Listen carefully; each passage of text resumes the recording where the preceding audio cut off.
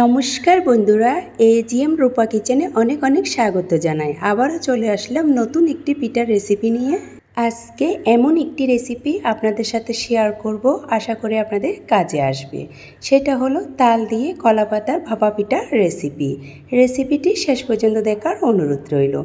এখানে পিঠার সব উপকরণ রয়েছে, চলুন পিঠার ব্যাটার মেখে নিই। প্রথমে একটা মিক্সিং বোলে নিয়ে নিলাম 250 গ্রাম চালের গুঁড়া। এরপর দিয়ে দিলাম 1 বাটি সুজি, দিব 1 চামচ বেকিং পাউডার। শুকনো উপকরণগুলো আগে একটু মিশ্রণ করে নেব। এরপর দিয়ে দেব পরিমাণ মতো লবণ দিয়ে আবার একটু মিশ্রণ করে নেব শুকনো উপকরণগুলো। প্রথমেই দিয়ে দেব 1 প্লেট নারকেল কোড়া, এরপর দিয়ে দেব 1 প্লেট মিঠা। আমি সব কিছু মাপ অনুযায়ী নিয়েছি, আমি কি পরিমাণের পিঠা বানাবো ওইটার উপর নির্ভর করে সব কিছু মেপে নিয়েছি। আপনারা কি পরিমাণের পিঠা বানাবেন তার উপর নির্ভর করে কম বেশ বাড়িয়ে নিতে পারবেন। এখন দিয়ে দিলাম 1 বাটি তালের পাল্প ছড়ানো ভিডিওটা আমার চ্যানেলে দেওয়া আছে, কার প্রয়োজন হলে দেখে নিতে পারেন। তালের পাল্প দিয়ে খুব ভালো করে মেখে নিতে হবে। দেখুন আমি কোনো জল ইউজ করিনি, সম্পূর্ণ তালের পাল্প দিয়ে ব্যাটারটা মেখে নিয়েছি, আশা করি দেখতে পারছেন। আপনারাও চেষ্টা করবেন জল না দিয়ে তালের পাল্প দিয়ে ব্যাটার মেখে নেবেন, এতে করে পিঠার ফ্লেভারটাও ভালো আসবে, স্বাদ হবে দ্বিগুণ। সেটা আপনারা ট্রাই করলে বুঝতে পারবেন। তো মাখা হয়ে গেল, রেস্টে রেখে দেব 30 মিনিট। চলুন কলা পাতার পিঠা কীভাবে তৈরি করব সেটা আমি আপনাদেরকে দেখিয়ে দিই। একটা পাত্রে আমি অনেকগুলো খড় নিয়েছি, খড়গুলি ধুয়ে পাত্রে বসিয়ে দিয়েছি।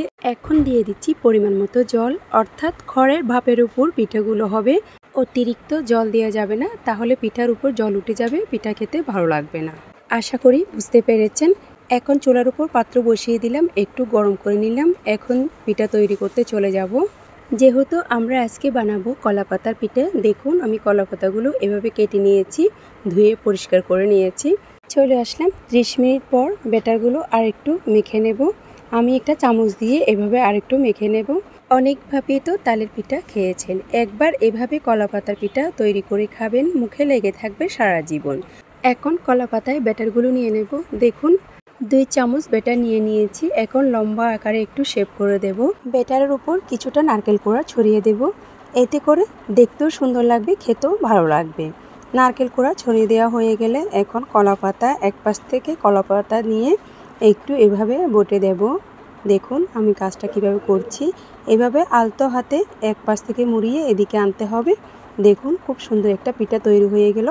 এখন রেখে দেব খড়ে, অর্থাৎ যে পাত্রে খড় নিয়েছি সে পাত্রে রেখে দিয়েছি প্রথম পিঠা। এরপর আরেকটা পিঠা আপনাদেরকে করিয়ে দেখাচ্ছি। দেখুন সেম প্রসেসে প্রথমে কলা পাতার উপর ব্যাটার নেবেন, এভাবে একটু লম্বা আকারে শেপ করে দিবেন। এরপর নারকেল কোড়া মাঝখান দিয়ে কলা পাতা একটু মুড়িয়ে নেবেন। দেখুন এভাবে আমি 2টা পিঠা আপনাদেরকে করে দেখিয়েছি। তো আরেকটা পিঠা করে দেখাচ্ছি আপনাদের বোঝার সুবিধার্থে, আশা করি বুঝতে পেরেছেন কিভাবে করবেন কাজটি। ঠিক আমার 3টা পিঠা বানানো হয়ে গেল। এখন আপনাদের মাঝে সবগুলো পিঠা নিয়ে চলে আসলাম। সবগুলো পিঠা তৈরি করা হয়ে গিয়েছে, চলুন পিঠা এখন ভাপে বসিয়ে দিই। চুলার উপর পাত্র বসিয়ে দিলাম। এখন 10 মিনিট ভাপে দিয়ে রান্না করে নেব। ফিরছি 10 মিনিট পর। চলে আসলাম 10 মিনিট পর। দেখুন পিঠা হয়েছে কিনা কীভাবে বুঝবেন, আমি আপনাদেরকে একটা কাটে দিয়ে দেখিয়ে দিচ্ছি। এভাবে একটা কাটে দিয়ে পিঠার গায়ে গেঁথে দিবেন। যদি দেখেন কাটে ক্লিন আসলো, কাটের গায়ে কিছু লেগে নেই, তার মানে পিঠা পারফেক্টলি হয়ে গিয়েছে। ফাইনালি পিঠা হয়ে গিয়েছে, এখন নামিয়ে নিলাম। একটু ঠান্ডা করে চলে যাব পরিবেশনায়। অনেকটাই গরম, দেখতে পাচ্ছেন, আশা করি নিতে পারছি না, তারপরও নিচ্ছি। দেখুন তো আজকে সহজ উপায়ে তাল দিয়ে কলা পাতার ভাপা পিঠার রেসিপি কার কার ভালো লেগেছে অবশ্যই কমেন্ট বক্সে বলে যাবেন, কমেন্ট করতে একদম ভুলবেন না। দেখুন সবগুলো পিঠা নিয়ে হয়ে গিয়েছে। 2টা পিঠা আপনাদেরকে কলা পাতা থেকে খুলে দেখাচ্ছি। পিঠা দেখতে কেমন হয়েছে দেখুন আপনারা। বাহ, খুব সুন্দর কালার আসলো। দেখুন পিঠার কালারটা দুর্দান্ত আসলো, আপনারা নিজেরা দেখতে পাচ্ছেন। বাট আপনাদের কেমন লাগছে অবশ্যই কমেন্ট করে জানাবেন। দেখুন একটা পিঠা দেখিয়েছি আপনাদেরকে, এখন আরেকটা পিঠা কলা পাতা থেকে খুলে দেখাবো আপনাদেরকে। তো আপনাদের কেমন লাগছে অবশ্যই কমেন্ট করে যাবেন। খুবই লোভনীয় হয়েছে, আশা করি খেতে কেমন হবে দেখে বুঝতে পারছেন। আপনাদের ভিডিওটি ভালো লেগে থাকলে ইউটিউব থেকে দেখলে চ্যানেলটি সাবস্ক্রাইব করে দেওয়ার অনুরোধ রইল, ফেসবুক পেজ থেকে দেখলে পেজটি ফলো করে দেওয়ার অনুরোধ রইল। দেখতে যেমন হয়েছে খেতে ভীষণই মজার হয়েছে, আপনারা ট্রাই না করলে বুঝতেই পারবেন না এর স্বাদ কী। আমি একটা পিঠা আপনাদেরকে একটু ভেঙে দেখাচ্ছি। দেখুন কতটা সফট হয়েছে পিঠা। খুবই সুস্বাদু হয় এই পিঠা। বাড়িতে একবার হলেও বানিয়ে দেখবেন, আশা করি পরিবারের সবারই ভালো লাগবে।